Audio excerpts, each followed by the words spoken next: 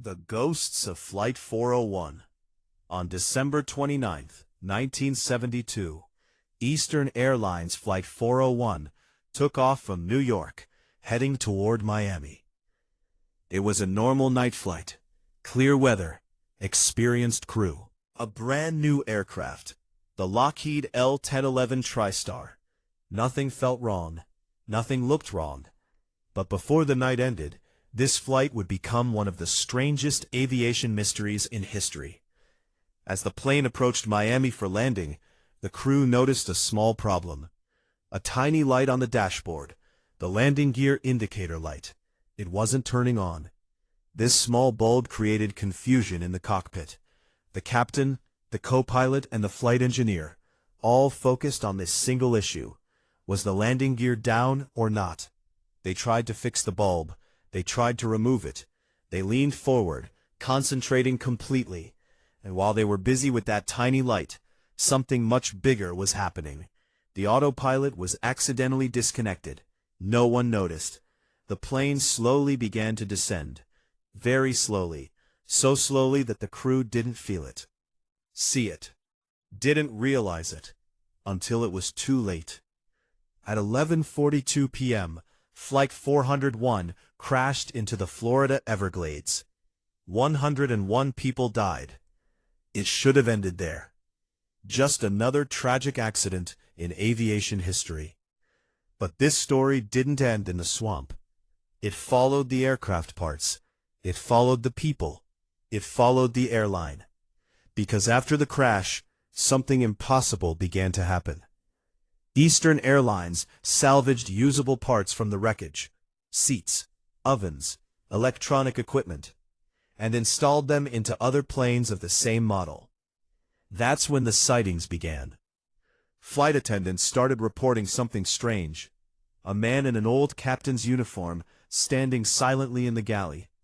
They thought he was a pilot hitching a ride. They asked him if he needed help. He didn't respond. He just stared. Then vanished. At first, no one took it seriously. Until more crew members reported the same man. Same uniform. Same face. Different flights, different days. Then one day, a flight engineer saw a man checking the equipment in the lower compartment of the plane. He shouted, "Hey, you're not authorized to be here." The man turned, and the engineer froze, because he recognized him. It was the flight engineer who died in Flight 401, Don Repo. His face, his eyes, exactly the same. The engineer ran upstairs in panic.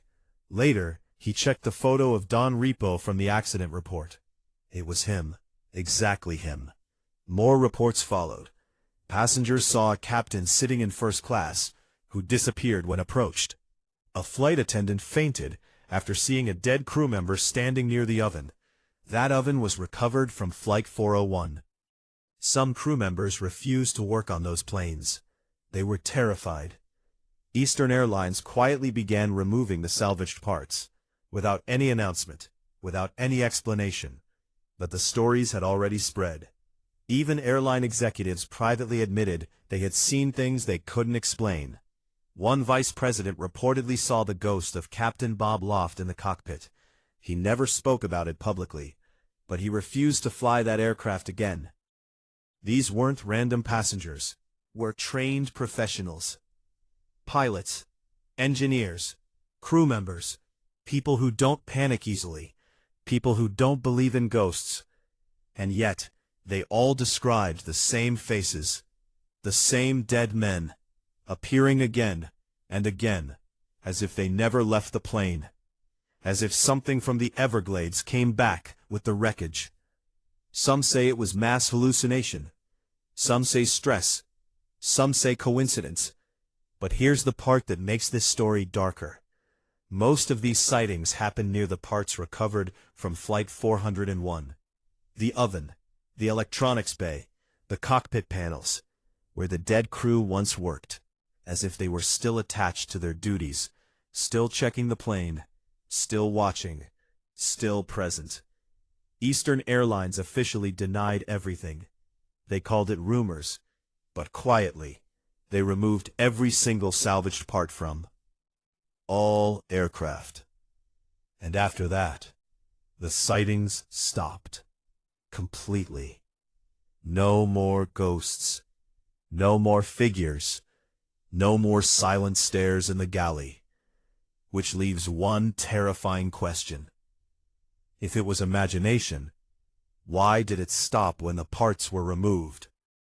Why did dozens of trained crew members describe the same two dead men without knowing each other?